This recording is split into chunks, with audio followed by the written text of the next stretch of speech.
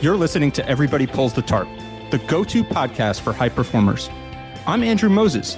Each week, you'll hear my thought-provoking conversations with Olympians, pro athletes, CEOs, elite coaches, best-selling authors, and other high performers to uncover their secrets to success. Get ready to be inspired each week when we talk about leadership, teamwork, work ethic, and more. Are you ready? Let's go.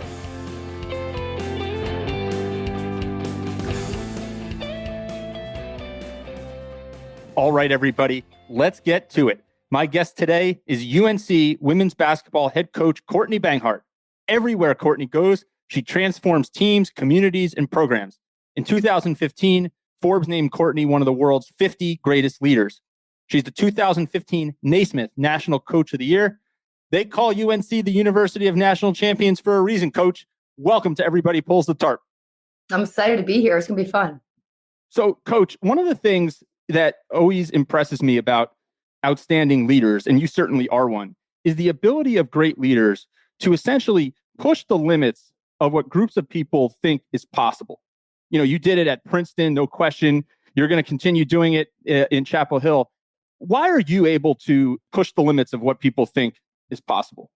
I think it starts with just a genuine and authentic belief. You know, I think people are superpower. I mean, they just really are. And it's, for me, it's finding a way to be not only a crutch when needed, but a pusher and a servant from below when needed. I think the unique part of being a coach is you've got, or a leader of any kind really, is you've got a juxtaposition of issues. One is you've got to help people grow beyond their comfortable limits. And growth is really hard and uncomfortable and naked at times, right? And then the other side of it is you want to really provide a positive experience for your student athletes. Those two things are often in opposition, right? Because one is really hard and brings out some of the hard emotions of growth. And two is the other is just the fun and the experience of being a student athlete. And so we web that kind of daily, up minute to minute. But I think it all starts and stops with just the general belief I have in the ability of humans to do just masterful things. Where does that belief come from? Is that something that you've always believed in, or is there a moment in your life when you said, wow, people are capable of amazing things, especially when they put their mind to it? I think honestly, it came at that really naturally. I think I've just been really impressed by people all across my journey. I'm from a small town in Amherst, New Hampshire. And so, you know, when you're from a small town, you sort of see people grow from first grade all the way through. And you think about your leaders and teachers and all that. You see them in the grocery store. You see them as actual humans. And so just seeing the people's potential and see that be realized. And then I've been on so many sports teams and watching that sometimes a simple word or an acknowledgement or a celebration or a direct, hard conversation, all those things put together push people forward. And, you know, my strengths are what they are, my weaknesses are what they are, and yours are what they are. And that's what makes us unique. And as a leader, my job is to accentuate our strengths and slowly build or hide the weaknesses. How do you help someone who doesn't see what their potential is, see their potential? Well, it's usually one of two reasons. One of which is they have a fear of failure. And so sometimes you don't push as hard or go or care as much or be as loud because you're afraid you might not reach it. And that one is probably very common in the people that I've coached, right? And the other is the fear of missing out on an opportunity. And so for me, when I got the Princeton job, I had only been an assistant coach for 4 years. And many of my peers said, gosh, if you're not successful, that's career suicide, right? If you're only 29, you're the second youngest coach in Division I at the time. And I sort of said, what's my other option, right? My other option is to not take it. And then I got to live with that regret and that potential of what could have been. And so I'm more driven to the opportunity side, but I coach a lot of people that are afraid of failure. And I just try to shift it to the other option is to not have the opportunity to strive or opportunity for highest success. And so I try to change that mindset to opportunistic rather than a potential failure. When you think back to that decision about, do I take the Princeton job and it potentially doesn't work out, or do I stay where I am? Did you feel as though you had stopped growing where you were and that was an opportunity to really push the envelope for you?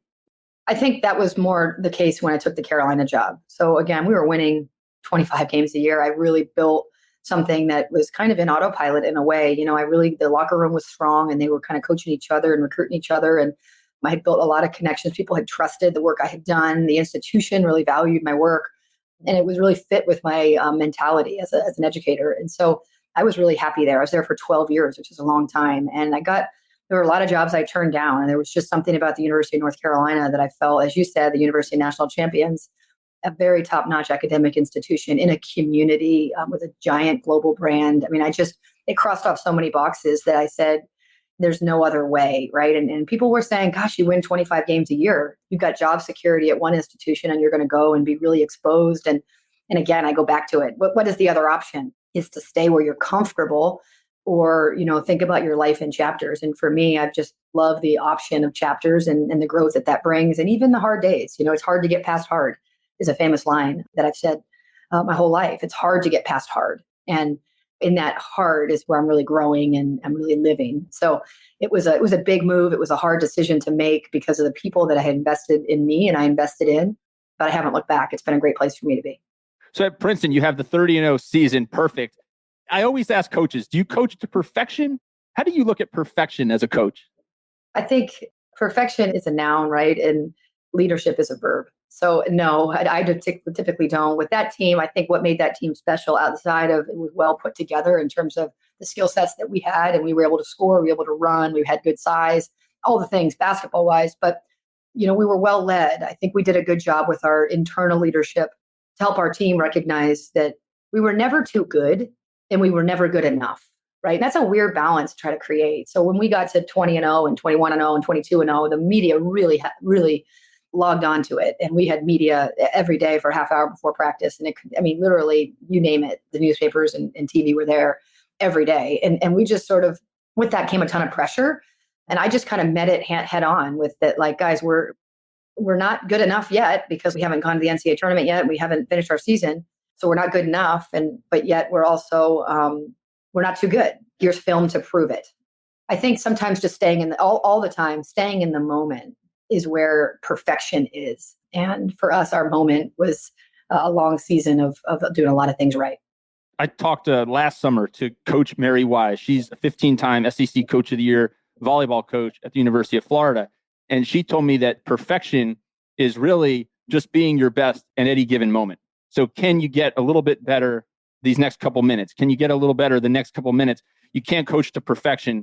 The best you can do is coach to getting a little bit better in each moment. And I think there's some of what you're saying there, right, is that you're never good enough. Even a perfect season from a record standpoint, there's quarters that could have been better. There's plays that could have gone better. There's always stuff that can be worked on. Yeah, I think in sports, it's so easy to have the external world determine your value. And so who's determining what's perfect? I always try to stay true to the group I'm in. And, are we empathetic enough? Are we good enough teammates? Are we getting better as a group? Are we getting better individually? What's that learning curve look like? How are we handling adversity? Those are all things that contribute to it, but perfection is an external noun put upon a group. And so we had a perfect season, right? And it was like perfect. 30-0, the best record men or women, the highest ranked team in Ivy League history, men or women, blah, blah, blah. And I just looked at those kids in the locker room and said, gosh, we're a really good team. We have a lot of good individuals that have created themselves into a good team. So yeah, I'm probably I have to say, I'm so focused, Andrew, on like the opportunity. Like I said, that the opportunity that we have in this life to both make an impact and leave a legacy. I'm just so driven to that every minute with my group. And so I don't really get caught up on what the external world determines to be our value. And you talked earlier about creating a well-rounded experience for the student athlete. A large part of that is academics. And you've had some great stops academically, undergrad at Dartmouth, majored in neuroscience, your master's degree, you studied writing and leadership. It's interesting to think about those two, right? A lot of coaching is science and a lot of coaching is communication. When you think about your work in the master's work at Dartmouth, how do you think about the two, the science versus the communication? There's no question you're a fantastic communicator. Well, it's also analytical, right? I think we ask our kids to step out of their comfort zone every single day. As a leader, you ask your people to do that, your staff and players. And for me, going to Dartmouth as an undergrad and studying neuroscience, I was out of my comfort zone every day. And I remember I walked out of my English class because I was like, yikes, this is really not a material I'm interested in. And so damn if I didn't go get my master's in English. You have to lead by example, right? And I've pushed myself outside of my comfort limits a lot. And I hope that my players and my staff can see that and therefore find some strength in that. And I'm not asking them to do something that I wouldn't do. But tangibly, what the science has taught me in college, and really in high school, just in general, what science is really data driven. So it's really analytical. It forces you to really, things don't just happen. There's a hypothesis and a test and data. And then on the writing side, you can always manipulate words and realities to fit a construct. So it absolutely leadership for me. I'm with coaching my team. I'm very data driven and I'm very communication driven. And so I think looking at both of those things side by side constantly allows me to have some substance to all my relationships. You talked about leading by example there. And this show is called Everybody Pulls the Tarp. It's based upon a philosophy that I have that great teams, great organizations are powered by individuals who contribute in unexpected ways. Mm-hmm. And it goes back to an internship that I had 18 years ago, the first internship that I had. It was actually not far down the road from Princeton University. I was working in minor league baseball for the AA affiliate of the New York Yankees called the Trenton Thunder. And I show up for my first day as an intern. I think I'm going to learn the business of sports. And they say, Andrew, it's great to have you here. Tomorrow, bring a pair of old clothes, put them in the locker room. You're going to help the grounds crew pull the tarp on and off the field when it rains. And I was like, what are you talking about? Isn't that why we have a grounds crew? And they say, well, yeah, except the Yankees have a grounds crew that's 3 times the size, 3 times the budget. Everybody in the minor leagues is going to help pull the tarp, from the CEO to the head of marketing to you, Andrew, the new intern. And I pulled the tarp on and off the field a ton that summer. I also drove players to the airport. I drove their spouses back to the condo. I blew up moon bounces. I helped park cars. I did whatever was needed in the moment. Didn't matter what was my job description. And as I have gone on in my career and I reflect on that, it was one of the best career experiences ever, because it taught me that there was no task above me, there was no task beneath me, and that my job in the moment was to do not what my job description maybe said, whatever the organization needed. So I've kind of gone on this journey throughout my whole career of looking for what I call these tarp pullers, these tarp pulling moments, these people who are doing anything, whether it's glamorous or unglamorous, to do what it takes. And I'm curious, as you think about your coaching career and leading by example, some of the things that you do that maybe set the tone for those around you that may not be expected of you. Yeah, I mean, I think it's kind of what I had said previously. I think you shouldn't ask people to do things that you're not willing to do. And they can be really tangible about clean up the bench before you run out to the, I don't go to the media. I don't leave my cups around when I'm on press conferences and things like that. Or something more meaningful about, like I said, putting yourself outside your comfort limit so that you could ask your players to do that authentically as well. Or the way I make people feel welcome. I always say that when you're in our gym, if you walk into our gym and there's somebody in there, they're our guest, whether intentionally or unintentionally. So if I'm the third one in the gym or the fifth one in the gym, and I ask you, who is that? And you say you don't know, that would be a problem. Because what were you doing before I got here to introduce yourself to someone who happens to be sharing our space? I think sometimes it's also, or oftentimes it's how you treat other people. The world flows through people, right? Opportunities and experiences flow through people. And how you treat others has to be something that starts from the leader, and the people see how I, not just in easy times, but in hard times, and how I communicate and how I treat others. And so therefore I can ask them to do the same thing because they see it, right? Even when no one cares if you feel well. And I lead that too. According to them, they always say, Coach, you're just so consistent. And I think that's what, as they graduate and they're out, and I ask them, what are some things you remember from your experience in our program or with me, or how can I be better and all that? And then be honest, like there's no skin in the game for you anymore. And I think what I hear the most is this, that how I treat people, I'm just so consistent. And so that's when it comes from the heart. Well, it's true. And it's easy, I don't want to say it's easy, but it's easy to treat people well when things are going as you want them to go, right? When things are going well, when you're on a winning streak, when everything's working out, it's easy to treat people well. I think it's incredibly difficult for most, right, to stay consistent when things aren't going well and the adversity starts to pile. You've got that bad. You want to treat the media the same way after a big win as you do after a big loss. I think is what you're saying there, and that's leading by example. Yeah. Otherwise, you just don't. It's actually not authentically about caring, right? So for me, whether it's a win or loss, or media having to ask hard questions after a win or loss, or you lose a recruit and the recruit tells you they're going somewhere else, how you treat them in that moment is genuinely how you care, right? And so I've been really lucky that I'm in the profession of people, because I really find people interesting and I feel that I find them powerful. And so I meet my interactions with authentic respect. That remains consistent for me. So what are you looking for on the recruiting trail? Obviously, they have to be a talented basketball player. Yeah. But what are you looking for outside of the on-court potential? Yeah, I think you're always trying to construct a team, right? You don't need 12 alphas. You don't need 12 who are afraid of failure. You need people that all kind of fit the mold differently. And so, basketball is a fluid game. You play both ends equally. You play offense and you play defense. You can be big and small. You can be rich and poor. You can be black and white. You can be any number of things. You can be from the West Coast or the East Coast. It's a very diverse sport. And so for me, it's about putting people together. It's not just about, so that's also positionally. So if you think about their skill set on the floor, but it's also their intangible, how people are made up and what they're naturally inclined to. I really piece that together so that we have a robust, diverse group. How do you go about making sure that you have a group of individuals that care more about the team's success than their own success? How does that work? Honestly, you have to show them what's in it for them. I think we come into the world alone and we leave the world alone. And so not losing sight of that individuality and that people are looking through their own eyes. So the reality is what they see and what they live, even if it's not the reality, it's what you live and what you see. So I think you have to really educate and show and celebrate and critique what's in it for them, right? And so if you look at the best teams in the country, the best players always are coming from the best teams, right? And so, that's an easy way to say you make sure they understand what's in it for them and not just assume that people are born understanding the value of team. I don't think that's true, right? We aren't born, unless you're a twin, which I actually have. You come in the world alone and you leave the world alone. So you got to find a way to make sure they understand what's in it for them. How do you go about your goal setting process? Like I talked to Big Ten football coach of the year, Tom Allen, and he told me, he said, Andrew, I've got a very archaic system to my goal setting. Twice a year, I pull out these binders. I show every single player what their goals were.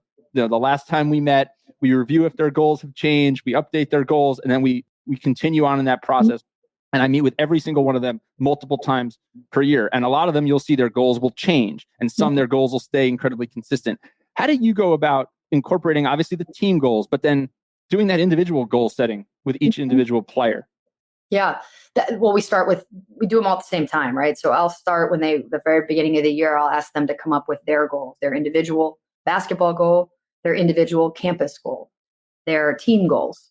These are multi-layered, talented humans, right? And so therefore they've got to be able to understand and value the goals that they have, and it has to be more than one.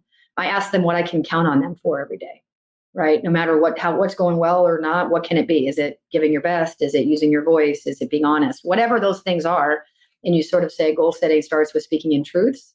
So let's start with what you're going to do, right? And then goals are reaching. So we've got to trust me on it. So let's put it out there, and then we'll work towards getting there. But individual goals, I always say it's that you want to make sure on a team sport that you're not letting the parts get lost in the whole. If you're only coaching to the whole, then people can fall into their roles and then their learning curves are going to flatten. So I actually coach an individual sport where I try to get them to play together, is what I try to say, right? And so I just want to make sure that all of my guys are on an upward trajectory. And so I'm very attuned to what their goals are and the steps they're taking to meet them on and off the court, and then also recognizing the influence that has on our team goals.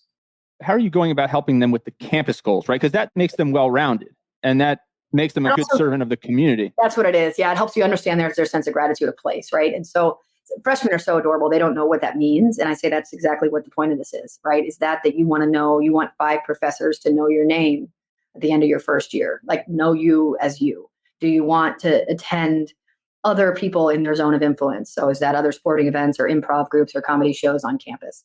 Is that you want to have a certain amount of peer group that's not athletic based? Do you want whatever those campus goals are, right?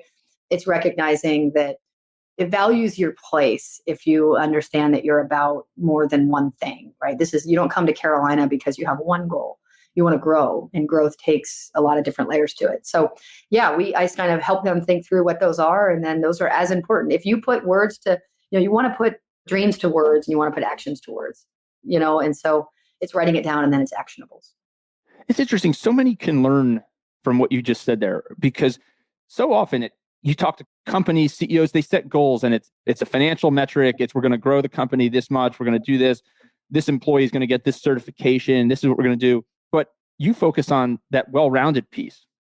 Yeah, I think you learn a lot about yourself, right? So if I have to know, if I have to get 5 professors to know my name, I have to engage differently than just existing, right? If I have to, if I put on paper that I'm going to attend other people in their zone of genius, whether that's again athletically or in the art space or whatnot, then you're recognizing, you're seeing the talent that's around you. That should be an empowering thing, right? And so I think it's just, I always say that success is about engagement. So how engaged are you to the process of your growth, right? And that's on and off the court. That's what growth is, right? As well as, your ability to, there's an element of grit, obviously, and that's not always a born skill. We got to teach you what that looks like and how uncomfortable that can feel. But, I think that if you care about someone, you care about them for who they are, not just what they do. And these guys do is, my guys can really play basketball, but that's not who they are. It's just what they can do. My job is to make them better as people. And I genuinely mean that from the bottom of my heart. Well, it pours through you, Coach. There's no question about that. You talked about grit there, and it's not something that you're born with. It's something that you learn. I ask Olympians and elite coaches and pro athletes that question all the time. Mm-hmm. Are you born with hard work, or is it something, or the ability to work hard and kind of navigate adversity, or is it something that you learn? You said that grit is something that you can develop and build over time. You mentioned the key is almost putting them into uncomfortable situations, I think you said. Is that, expand on that a little bit? Yeah, I think adversity we naturally want to run from adversity because it's uncomfortable, right? Like I said to start, it's fear of failure. Adversity, you could get knocked down. And so once you learn that adversity actually helps you get to success, because you learn that adversity is right on the other side of adversity is growth, right? So once you're not afraid of adversity, you start meeting things head on, you start growing at a faster rate. And sometimes we all need people in our corners. We need people to say it's going to be all right, right? And so for some that I've coached, they've either already learned it or they were born with it. I don't know. It's irrelevant. I wasn't around for it. They are incredibly gritty people. Which has helped them get to where they are. Other players have to learn that. And so I have to push them through love and through honesty and truth to an area of incredible discomfort and potential failure. And then they just kind of piece that together and grow from that. But yeah, I think it's not fair in life to say that something is you either have it or you don't. Then why are we living, right? So are you a leader because you were born that way? Like, then what's the point of living if that's how you were born, right? And so that same thing with grit. So it's a learned skill a lot of the time. I think some are more inclined to it earlier in their development. But my job is that when my guys are finished with me, they're much more gritty than they were when they got here. How do you measure that? How do they measure it, right? As long as they're more willing to take on additional opportunities for growth, right? If they're willing to speak up in a board meeting, if they're willing to ask for a promotion, if they're willing to take a risk because it's a different chapter in their life, once they leave me, then they've increased their grit, right? And so, you measure it. You can measure everything in our sport is measured through data, wins and losses and statistics. That's what they do, not who they are. I think as long as they continue to take on opportunities and engage and communicate in truth, they've increased their grit. Some of this is art, some of it's science. How do you know that you've pushed someone too far outside their comfort zone? That you have to tell them, or maybe they've pushed themselves too far outside their comfort zone. You have to pull them back a little bit. I don't know if there is such a thing. That's an interesting question. I don't know if there is such a thing. There were times when I was here, kind of getting here originally at Carolina, and it was hard, right? There was a reason, as I always say, there was a reason the job was open, right? It needed a regroup, and it was really hard. And I just kind of looked at myself a lot and said, what's the other option? Like, there's no other option than just to put one foot in front of the other and keep moving forward and trust your heart and trust your work. And so I don't know if there is such a thing. I mean, I think if my guys aren't growing, then I'm not reaching them, whether that's I'm pushing them too hard or not pushing them hard enough. And that's when I always say I'm always a point inward. I never assume anybody else's fault but my own. And that's maybe to a fault, right? And so people's growth curve keeps me up at night. Are people getting better? Are they getting stronger? Are they getting grittier? Are they getting more honest? Are they getting more courageous? Those are things that matter to me. So I don't think there is such a thing as pushing them too far. I think if I'm not reaching them, I've got to regroup and find other ways to do it. There is no question, Coach. I mean, coaching and people and authenticity is pouring out of you. I'm curious, before we wrap up, I mean, did you always know that you wanted to be a coach? No, This is a great story. So as you just said, I majored in neuroscience in college. I had soccer scholarships to play in the ACC. And I remember sitting with my dad one night and said, gosh, which one do you think I should go to? And he said, you're getting it all wrong, kid.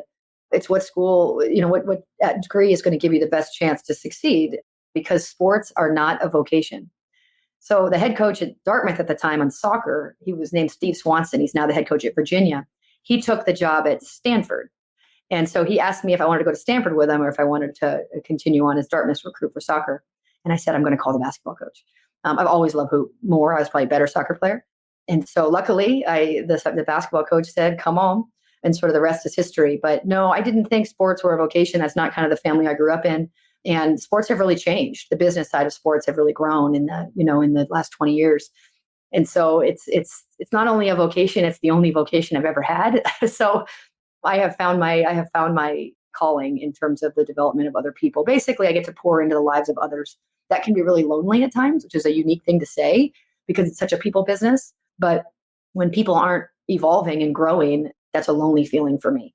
And so I'm driven by the standard that this age group holds you to, right? This is an age group that holds you to an unattainable standard. They absolutely expect perfection from you. You better not say the wrong thing.